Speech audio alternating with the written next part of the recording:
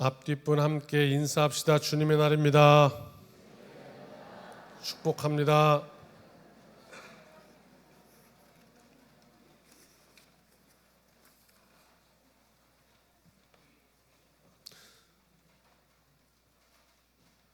아들을 아끼지 아니하시니가 어찌, 그 뒷말은 이런 말이죠.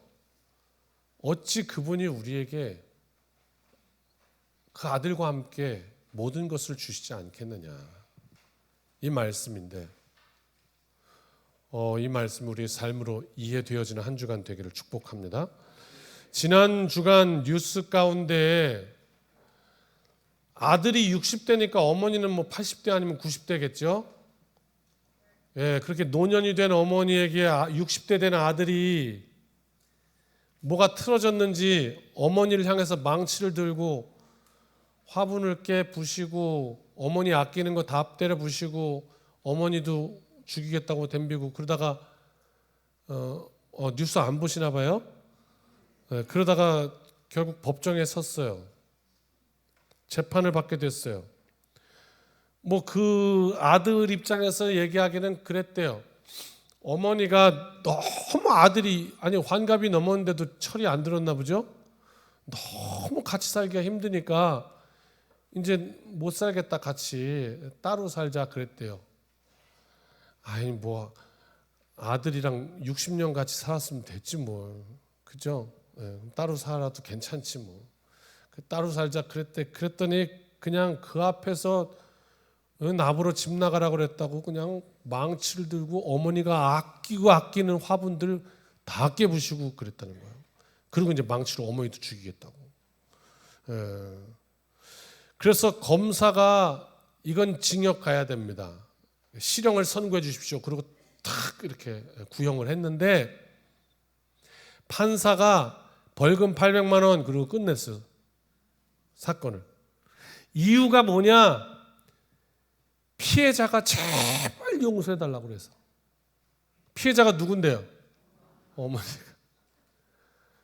제발 내 아들에게 선처를 베풀어 주십시오, 용서해 주십시오. 그래가지고 검사는 이건 말도 안 됩니다, 이건 실형을 살아야 됩니다 그러는데 봐줬대.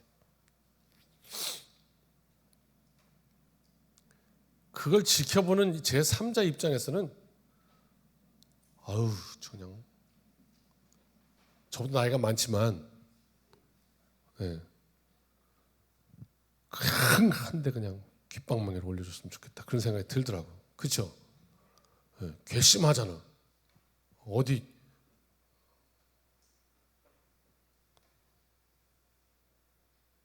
이런 걸 아들이라고. 우리가 살다 보면 선이라는 게 있잖아, 선. 그래도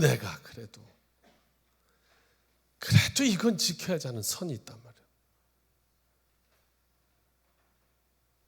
그렇죠? 네. 부부간에도 지켜야 할 선이 있다. 자, 젊은 부부들 계시죠? 10년 결혼한 지 10년 안 됐으면 다 신혼이지 뭐. 네. 아직 10년 안 된 우리 젊은 부부들 좀 한번 들어보세요. 부부 사이에 넘지 말아야 될 선, 내가 오늘 그거 가르쳐 드릴게요. 신혼부부 오면 꼭 제가 주례하기 전에 그 말 하거든요. 부부간에 넘지 말아야 할 선, 이렇게 얘기를 해요. 끝 가는 소리 하면 안 된다. 혀를 깨물고 참으라. 끝 가는 소리가 뭐예요? 야, 여기서 끝내, 우리 헤어지자, 이혼하자. 이 끝 가는 소리는 혀를 깨물고 참아라. 꼭 그 말 해요. 그리고 진짜 못 살겠거든, 그 말 하지 말고 그냥 이혼해. 네? 이게 뭔 말인지 이해가 되셔야 해요. 진짜로 가서 이혼할지언정 그 말은 참으라, 이 말이에요. 그 말하면 안 된다. 이게 있잖아요, 말이 한번 뱉어지면 담을 수가 없잖아요. 그렇죠? 네. 그게 진심이었든 아니었든 아무리 변명을 해도 그 한마디가 비수같이 상대방에게 팍 꽂혀버리면 회복이 안 돼요. 그래서 그거 안 된다. 그냥 이혼할지언정 이혼하자는 말을 하면 안 된다. 그건 혀 깨물고 참아라. 마음으로만 해라. 속으로만. 이렇게.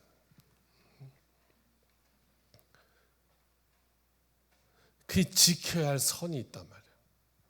부모와 자식 간에 지켜야 할 선이 있다. 아무리 화가 나도 또 이게 지켜야 할 선이 있는 거. 또 친구와 친구 사이에도 지켜야 할 선이 있는 거.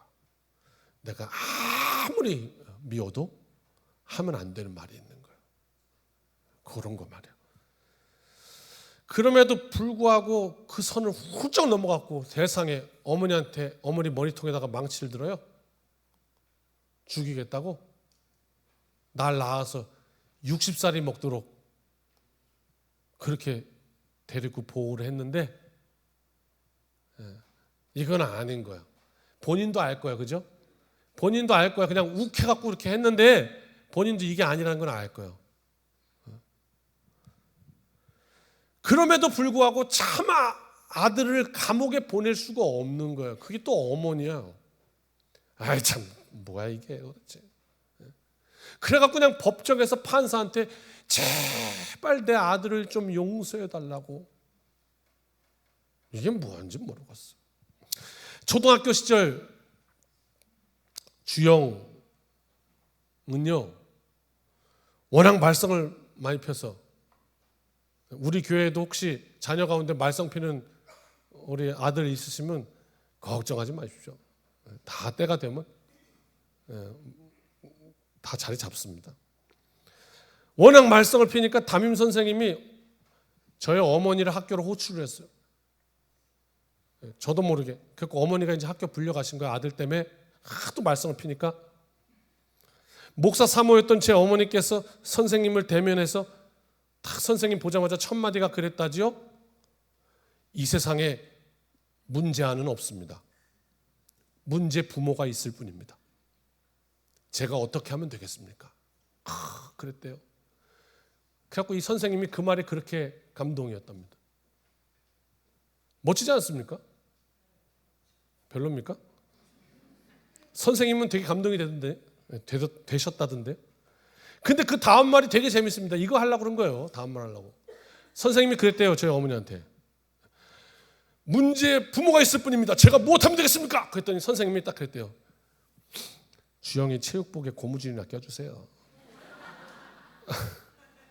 맨날 고무줄 없어갖고 이러고 다닌다고. 이거 되게 웃긴 얘기 아닙니까? 죄송합니다. 집에서 듣고 계시는 어머니. 거창하게 제가 무엇을 하면 되겠습니까? 딱 그랬더니 옷이나 제대로 입혀보내. 웃자고 한 소리, 웃자고 한 소리예요. 아니 아들놈이 그렇게 말썽을 폈는데 아들은 문제 없어요. 제가 문제입니다. 제가 어떻게 하면 될까요? 부모는 자식의 허물을 뒤집어 쓰려고 그래요. 가능만 하면, 어떻게 할 수만 있으면. 그렇죠? 공감이 되시죠? 내 새끼가 뭘 잘못하면 그냥 내가 어떻게 대신 해보려고 그래. 그게 우리 안에 그냥 꽂혀 있어. 그 칩이요. 하나님이 그렇게 만드셨어요. 이 온 우주 섭리 가운데 그렇게 역사하세요. 사람만 그런 거 아니에요. 동물도 그래. 동물도 애미가 자식을 향해 지극해요. 보호하려고 그런다고. 그게 하나님 만드신 섭리예요. 이 세상 속에 흐르는 본능이죠. 그 하나님께서 저와 여러분을 구원하시기 위해서 자기 아들을 내어주셨어요. 하나밖에 없는 독생자를 십자가에 달아 죽이셨다고. 왜? 그거 아니고는 방법이 없는 거예요. 다른 방법이 있다면 했겠죠. 다른 방법이 없으니까 그렇게 한 거예요. 그것밖에 없다. 왜? 죄의 삭은 사망이고 그 핏값으로 대신해야 되니까. 32절. 그래서 바울이 오늘 선언하는데 여러분 오늘 정말 집중하고 잘 들으시면 평생 간직할 만한 능력이 있습니다. 말씀 가운데. 오늘 꼭 잡아가지고 가시기 바랍니다. 32절 같이 읽습니다. 시작. 자기 아들을 아끼지 아니하시고 우리 모든 사람을 위하여 내주신 이가 어찌 그 아들과 함께 모든 것을 우리에게 주시지 아니하겠느냐. 아멘. 이 물음이 오늘 여러분의 영혼을 뒤집어 놓으시길 주님의 이름으로 축원합니다. 왜 그걸 몰라? 아니, 자기의 모든 것을 주신 그 하나님께서 어떻게 그 아들과 함께 내게 모든 것을 주시지 않겠어? 하나님이 이 기도 들어주실까? 어찌 그런 말을 해? 사도 바울이 증언을 하고 있는데 한 절 한 절 한번 그 삶을 따라가 보면 기가 막혀요. 로마서는 오늘 우리에게 이렇게 묻고 있는 거예요. 마지막 남은 게 독생자 아들 하나밖에 없는데 방법이 그것밖에 없으니까 그래, 이것도 내가 내어놓는다. 그리고 십자가에 달아 죽이셨어. 아들까지도 내주셨어요. 그 하나님께서 무엇을 주시지 않겠냐는 거예요. 내가 지금 경제적인 어려움을 겪고 있습니다. 하나님이 이거 도와주실까? 그러면 말씀이 내 심령에게 묻는 거예요. 하나님의 아들까지 내어주신 이께서 그 아들과 함께 너의 삶을 도와주시지 않겠느냐? 묻는 거예요. 어떻게 생각하냐? 이렇게요. 관계 문제를 풀 수 없어서 막 고민하고 아파하는 심령 위에 모든 것을 내어주신 이가 너를 도와주시지 않겠느냐? 이렇게 말씀이 묻는 거예요. 넌 어떻게 생각하냐? 아들을 내어주신 이가 어찌, 이 말씀이 오늘 내 삶의 가장 근본의 뿌리에 탁 박혀서 그 위에 서면 당당하게 살아갈 수 있습니다. 말씀이 그 토대가 되시기를 주님의 이름으로 축원합니다. 33절과 34절입니다. 시작. 누가 능히 하나님께서 택하신 자들을 고발하리요? 의롭다 하신 이는 하나님이시니 누가 정죄하리요? 죽으실 뿐 아니라 다시 살아나신 이는 그리스도 예수시니 그는 하나님 우편에 계신 자요 우리를 위하여 간구하시는 자시니라. 아멘. 33절 보십시오. 누가 능히 하나님의 택한 자들, 우리, 저와 여러분을 누가 고발하냐는 거예요. 이 말은 바꿔 얘기하면 고발하는 존재가 있다는 거죠. 참소하는 자가 있어요. 사탄의 이름입니다. 욥기서를 보면 두루 땅을 돌아다니다가 가장 신실해 보이는 욥을 딱 찍었어요.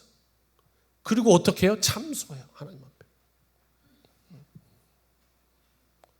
우리를 고발한다니까요. 검사가 구형하듯이 고발해요. 하나님, 제가 저 주영이의 죄를 알고 있습니다. 하나씩 꺼낼게요. 하나씩. 몇 살 때. 쫙. 근데 하나님 이거 언제 다 읽죠? 죄가 하도 많아가지고 막 고발해요. 참소하는 자가 있다고요. 그런데 뭐라고 그러세요? 말씀이 하나님께서 의롭다 하셨다. 이게 뭐죠? 우리의 죄가 있습니다. 우리의 죄를 낱낱이 다 알고 있는 이가 있습니다. 사탄이죠. 그래서 계속 협박합니다. 내가 봤어. 너는 너밖에 모른다고 생각하지만, 이 세상 아무도 그거 모른다고 생각하지만 나는 알아. 내가 그 심판 법정 위에서 내가 고발할 거야. 내가 증인이야. 그리고 법정에 섰습니다. 그러나 나를 변호하시는 이가 예수 그리스도이십니다. 사탄은 참소할 것입니다. 주영, 그의 죄목은 이렇습니다. 쫙! 예수님이 말씀하실 겁니다. 내가 이 죄목들로 인해서 십자가를 졌나이다. 그러므로 주영이 죄 지은 것은 사실이오나 그 죄의 대가는 이미 치루어졌습니다. 라고 답하실 것입니다. 사도 바울은 어떤 인생을 살았는가? 되게 가슴이 이렇게 되는 또 그런 경험을 합니다. 35절 같이 읽습니다. 시작. 누가 우리를 그리스도의 사랑에서 끊으리요? 환난이나 곤고나 박해나 기근이나 적신이나 위험이나 칼이라. 아멘. 이 35절 말씀 지금부터 잘 들으셔야 합니다. 바울의 모든 일생을 이 35절 한 절로 다 표현하고 있습니다. 이게 바울의 삶이었습니다. 바울이 이런 거 경험했대요. 내 삶을 단어들로 표현하니까 이런 단어들이래. 환난, 곤고, 박해, 기근, 적신, 위험, 칼, 이런 단어들. 하나씩 짚어볼까요? 환난. 바울이 말할 때는 다 자기의 경험에서 말하는 거예요. 그죠? 그때 그 일 환난, 그때 그 일 곤고, 그때 그 일 핍박, 그때 그 일 기근, 이렇게 다. 자, 환난. 바울이 무엇을 위해 살았는가? 바울은요, 예수 복음에 미쳐서 살았던 사람이에요. 그냥 잠잘 때도 복음, 일어나도 복음, 복음의 사도로 예수 그리스도를 전해서 그랬던 삶인데, 실제로 바울로 인해서 그의 음성을 듣고 수많은 사람들이 새 생명을 얻었습니다. 여러분 복음 전하고 계십니까? 복음의 삶을 살고 계십니까? 영향력을 끼치고 계십니까? 이게 이 전도하는 것이 참, 그것도 복음의 삶인데, 우리 다시 한번 좀 이렇게 생각해 봐야 될 시점이 아닐까 생각해요. 왜냐하면 요즘 이런 기분 안 들어요? 전도는 2단만 열심히 해. 2단만 열심히 해, 진짜. 얼마나 열을 올릴지 몰라. 우리도 다시 한번 복음의 사명 오늘 한번 생각해 보는 시간 됐으면 좋겠어요. 아니, 너무 부담 가지지 말고, 내가 거기까지는 동의가 되잖아요. 내가 복음의 삶을 살아야 된다. 그러면 무엇부터 한번 시작해 볼까? 그냥 한 걸음만 나가보자. 한 걸음만 더 나가보자. 한번 해보자, 우리 다 같이. 봐봐요. 바울이 복음의 삶을 살고 싶었어요. 그래갖고 바울로 인해서 엄청난 많은 사람들이 새 생명을 얻었어요. 그런데 그 삶을 이렇게 보니까 바울의 삶은 뭐였냐면 환난이었다는 거예요. 그 복음으로 인해서 굉장히 많은 어려움을 감내해야 했다는 거예요. 근데 여러분, 세상의 이치가 그래요. 모든 가치 있는 것은 다 고난을 수반해요. 그렇죠? 그 한낱 미물인 조개 하나가 보여주잖아요. 진주 하나를 품기 위해 얼마나 그 고통을 감내해야 그 가치가 만들어지는지. 우리가 자녀를, 오늘 어버이주일인데 자녀를 얼마나 그런 감내하면서 키워요, 희생으로. 그래서 그 귀한 열매가 만들어지는 거죠. 그렇죠. 바울의 삶은 환난으로 수놓았다, 이렇게 말할 수 있을 겁니다. 그래서 환난이나 이렇게 말합니다. 두 번째, 곤고. 원어로 스테노코리아라는 말이에요. 이 곤고라는 말은, 원어 스테노코리아는 무슨 뜻이냐면 좁은 방에 갇혔다, 이런 뜻이거든요. 좁은 방에 갇혔다, 한 평도 안 되는 방에 갇혔다. 이게 스테노코리아, 곤고예요. 즉 감옥에 갇힌 것처럼 뭔가 내가 아무것도 할 수 없는, 꼼짝 못하는 상황에, 이런 상황을 가리키는 단어. 즉 이 곤고라는 말은 바울이 복음으로 인해서 감옥에 갇혔어야 했던 이런 일을 설명하고 있어요. 혹시 복음으로 인해서 감옥에 갇힌 적이 있으세요? 그냥 한번 상상을 해봤어요.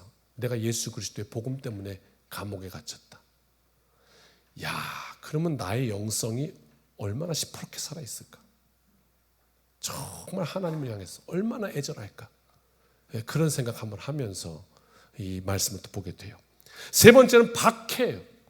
내가 믿는 복음으로 인해서 해를 당하는 거예요. 이거는 바꿔 말하면 예수 안 믿었으면 굳이 당하지 않아도 될 고난이에요. 예수 안 믿었으면 오지 않았을 거야. 그런데 예수 믿어서 당하는 것을 박해라고 사도 바울은 표현했어요. 네 번째, 기근. 양식이 없어서 굶었다는 말인데, 바울도 역시 수차례 줄이고 목마르고 굶었다.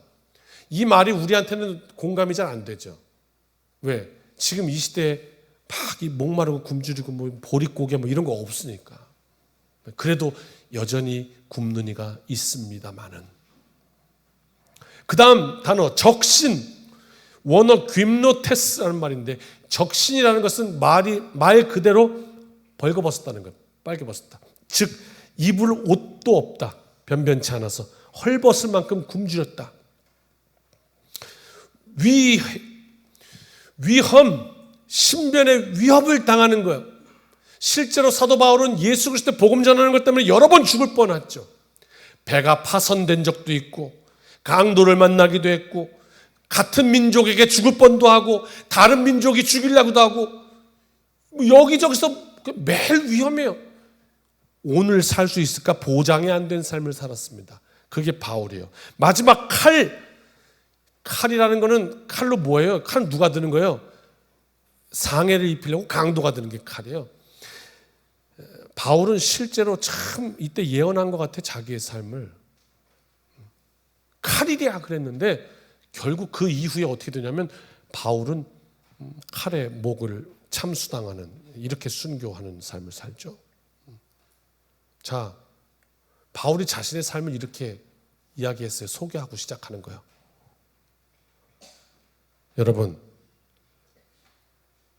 예수 믿는데, 사명 감당하는데, 복음 전하는데 지난 금요일 나오신 분들은 되게 좋았을 거예요. 왜? 설교 내내 축복했거든. 솔로몬이 사명에 집중했더니 그냥 쏟아진 복이 엄청나요. 궁금하시면 내가 그 설교를 다시 할 수도 없고 어떡하지? 진짜 엄청나요. 복이 막 와 듣기만 해도 좋아. 막 가슴 설레고 막 나도 저런 복을 받았으면 좋겠다. 막 그런가 하면 예수 믿는데 복음 전하는데 사명 붙들었는데 또 다른 이면에는 뭐 이리 좋은 일이 없고 이렇게 어렵기만 합니까? 아니 예수 믿는데 왜 이렇게 환난, 곤고, 박해, 기근, 적신, 위험, 칼. 예수 믿으면 반드시 이렇다는 얘기는 아니에요. 사도 바울은 그런 얘기를 하려고 그런 게 아니라고요. 바울의 삶이 그렇다는 거예요. 이건 지금 주관적으로. 바울은요, 내가 이렇게 환난 공고 받게 당했으니 너희도 환난 공고 받게 당해라 이렇게는 얘기하지 않아요. 그건 분수대로, 믿음의 분수대로. 근데 바울은 그것을 어떻게 해석하고 있는가? 와, 기가 막혀. 환난 공고 박해 기근 적신 위험 칼, 이 모든 어려움이, 바울에게 있었던 어려움이 이미 말씀에 예언된 것이다 이렇게 얘기해요. 기가 막히지 않아요? 그 다음 말씀 보세요. 36절 시작. 기록된 바 우리가 종일 주를 위하여 죽임을 당하게 되며 도살당할 양같이 여김을 받았나이다 함과 같으니라. 이 말씀이 있다고 구약에. 그 말씀 못 읽어봤어? 그 말씀이 이루어진 거라고. 나에게 이렇게 자신의 모든 어려움을 말씀의 연못에다 그냥 푹 담궈버려요. 예언 가운데.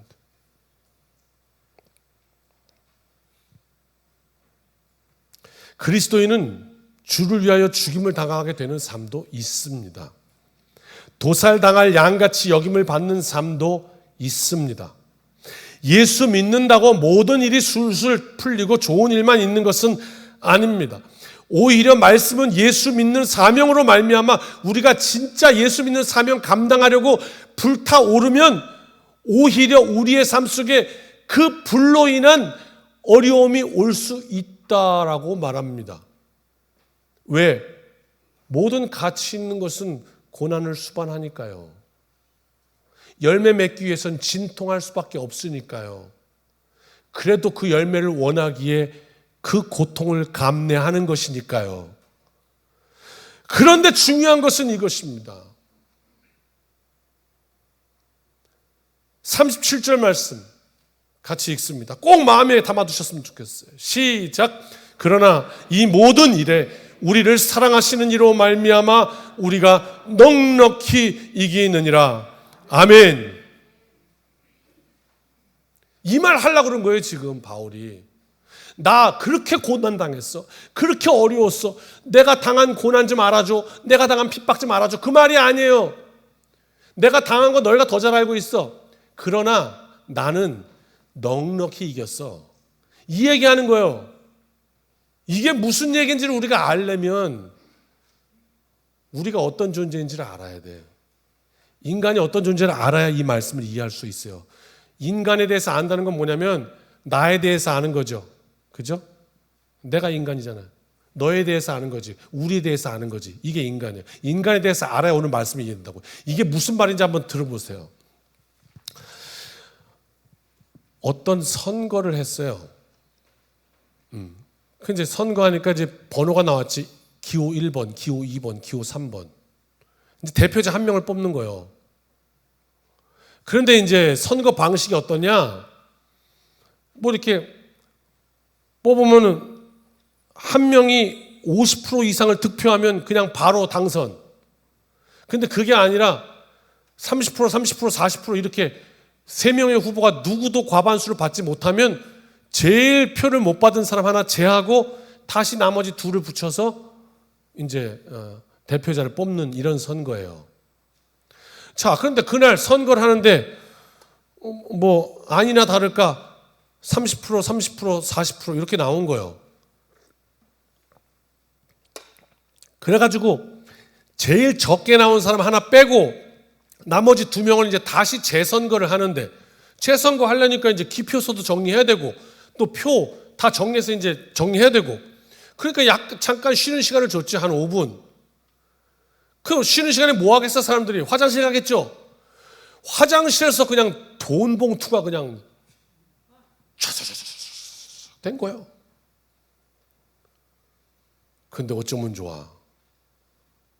참 진짜 이런 말 들으면 서글퍼요. 돈은 거짓말 안 하는데 사람이 거짓말하지 돈은 거짓말 안 하는데 야, 참 그래요. 근데 그 말이 사실이 돼버렸어요. 아니 그 돈 봉투에 그냥 표가 확 바뀌어버렸어요. 네, 이 사람이 유리하다고 그랬었는데 그냥 한순간 이 사람은 넘어갔어요. 아 진짜 서글프죠. 저는 지금 인간을 설명하고 있는 거예요. 견물생심이라 하였습니다. 그런 모습을 보고 혀를 차기도 하고 에휴 말세다 말세 그러기도 하는데 그런데 여러분 혹시 그날 화장실에 계셨던 분 없습니까? 네? 있을 법도 한데 혹시 뭔가 내가 예기치 못한 돈 봉투가 하나 쓱 하고 들어오지 않았습니까? 이게 내 입장이 되면 달라진다는 거예요. 달라진다. 대통령도 부인이 명품백 하나 받았다고 곤욕을 치르고 있습니다. 오늘 성경은 우리에게 뭘 알려주냐면 우리가 저와 여러분이 그런 존재라는 거예요. 견물생심 존재. 이 편을 지지했다가 가만히 계산해 보니까 요게 더 낫겠는데 그러면 요거 딱 치워버리고 이렇게 요게 우리 인간이라는 거야. 그냥 정직하게 한번 인정할 건 하자고 싫어도 어떡하냐고. 그런데 또 우린 또 이렇게 욕한다요. 야 어떻게 그 돈 봉투 안에 너와 나의 사이에 그 관계를 이렇게 야 네가 그러고도 사람이냐. 근데 자기도 그 상황 되면 그렇게 한다요. 예, 참 그렇지 않습니까? 자, 여기까지 우리가 어떤 존재인가를 한번 생각해보고 그러니까 우리의 이 뇌가 돌아가는 이 기본 메커니즘이 어떤가를 한번 생각해보고 그 다음에 한번 생각해봅시다. 바울에게 환난, 곤고, 박해가 있었다. 아니 예수 믿는데 하는 일마다 너무 어려워. 사명 전하려니까 너무 핍박이 와. 예수 믿으면 죽여버리는데 그냥 예수 복음 전한다고 또 한 번만 더 짓거리면 쥐도 새도 모르게 죽여버릴 거라면 협박이 들어와요. 아니 아예 복음 전하다가 잡혀서 어디론지 모르게 끌려갔어. 가보니까 감옥이야. 그냥 가진 어려움을 다 당하는 거예요. 그거 어떻게 죄받지? 내가 예수님께 받은 게 뭐 있나? 어떤 은혜를 받았나? 내가 지금 그 은혜만큼 지금 이거 하고 있나? 이거 너무 내가 지금 오버한 거 아니야? 나 3개밖에 안 받았는데 지금 5개 나간 거 아니야 지금? 내가 손해보는 거 아니야? 그렇게 생각되었다면 돌아서지 않겠어요? 나 이제 예수 그만 믿으란다. 아우, 예수 믿고 내가 좀 잘 되려고 믿었는데 이거 예수 믿으니까 이거 너무 어렵다. 아유, 나 이제 예수 그만 믿으란다. 그래서 그런 거 아니에요? 아니, 한번 생각해 보자는 거죠. 그런데 바울에게서 예수 그리스도는 오늘 바울이 뭐라고 얘기하냐면 환난, 곤고, 박해, 기근, 위험, 적신, 칼, 아무리 내 인생에 더 어려워봐라, 넉넉히 이긴다. 그 얘기는 뭐예요? 예수 그리스도께 받은 게 100개라면 니네 환난, 그게 얼마나 어려워요? 배가 파손되고 뭐 죽을 뻔하고 뭐 값지고 막 채찍으로 맞고 고문당하고 얼마나 어렵냐고 그 사람. 근데 그게 이 예수 그리스도 은혜가 100개라면 그 모든 거 합해도 1도 안 된다 그 말이에요. 그래서 1로 눈치도 안 준다는 거예요. 넉넉히 이긴다는 거예요.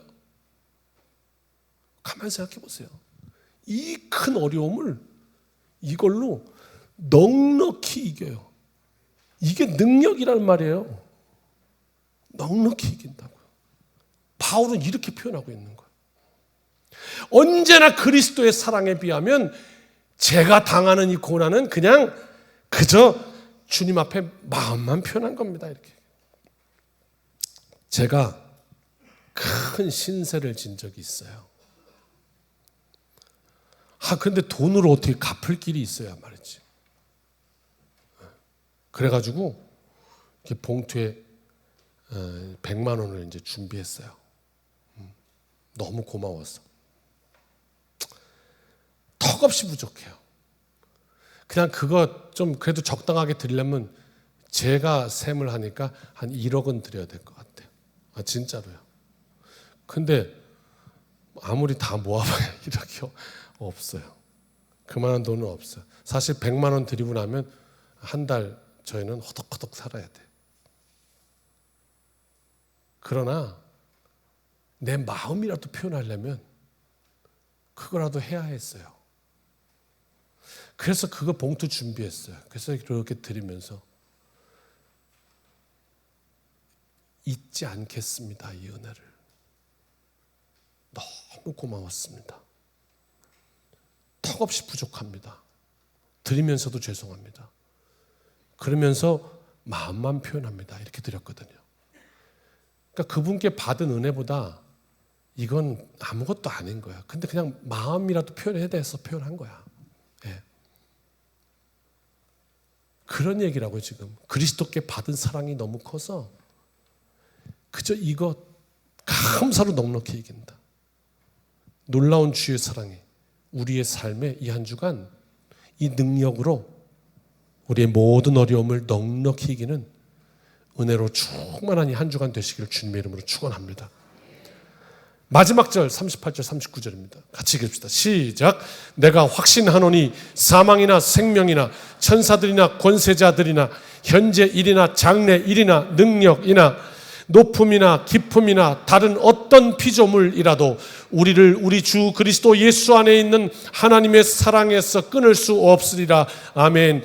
요 바로 전 38절 전까지 37절까지 말씀은 바울의 과거를 고백한 삶이에요. 내가 이제까지 그렇게 살아왔다고, 하나님의 은혜로 그렇게 승리했다고. 그런가 하면 38절과 39절은 우리의 미래에 관한 이야기예요. 그럼 우리 앞날을 어떻게 할 거냐, 앞으로 내 삶에 어떤 고난이 닥쳐와도, 어떤 환난의 바람이 불어온다 해도 내가 십자가만 붙들고 있으면 그 능력으로 내가 앞으로도 영원까지 넉넉히 이길 것이다.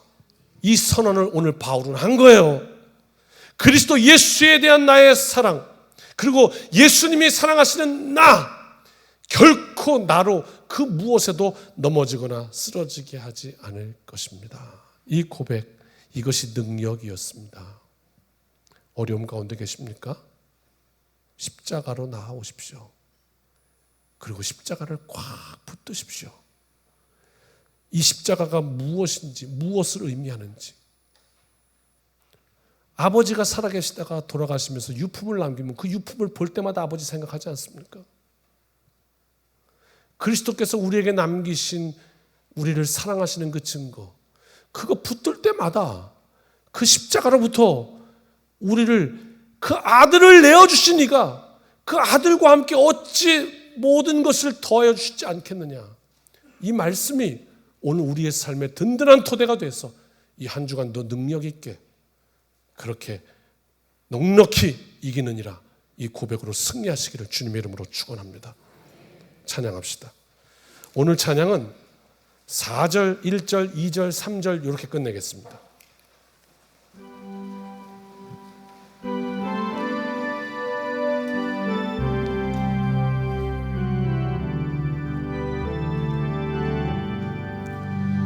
십자가 단단히 붙잡고 날마다 이기며 나가세 머리에 면류관 쓰고서 주 앞에 찬양할 때까지 예수는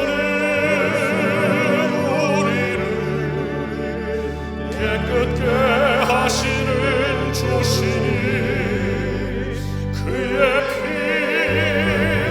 우리를 눈보다 더히게 하셨네 편찮는 주님의 사랑과 거룩한 보혈의 공로를 우리 다 찬양을 합시다 주님을 만나볼 때까지 예수는 우리를 깨끗게 하시는 주시니 그의 피 우리를 눈보다 더히게 하셨네 우리를 깨끗게 한 피 무궁한 생명의 뿌릴새 생명의 구원을 받은 자 하나님 찬양을 합시다 예수는 우리를 깨끗게 하시는 주시니 그의 피 눈보다 더히게 주님의 보혈을 날마다 입으로 주님의 거룩한 보혈을 날마다 입으로 간증해 담대히 싸우며 나가세 천국에 들어갈 때까지 예수는 우리를 깨끗게 하시는 주시니 그의 피 우리를 눈보다 더히게 하셨네 아멘. 어버이날 선물 드려야 되는데 제가 또 깜빡하고 그냥 갔어요. 나가실 때 드릴게요. 조금 오늘 퇴장이 더디어도 은혜로 그렇게 용납해 주시고 어른들 꼭 선물 잘 받아가시기를 바랍니다. 기도하고 마치겠습니다. 이제는 우리 주 예수 그리스도의 크신 은혜와 아버지 하나님의 무한하신 사랑하심과 성령님의 능력 주심이 아들을 내어주시니가 어찌 오늘 우리의 가슴에 말씀을 담고 이 한 주간 십자가 붙들고 우리의 삶 가운데 예수 그리스도에 대한 사명으로 불타오르며 거기에 지불해야 하는 대가는 제가 십자가로 넉넉히 이깁니다 고백할 수 있는 놀랍고 능력의 이 한 주가 되기를 간절히 소원하고 결단하며 이 문을 나서는 여기 모인 주님의 백성들 머리머리 위에 이제로부터 영원까지 함께하여 주시기를 축원하옵나이다. 아멘.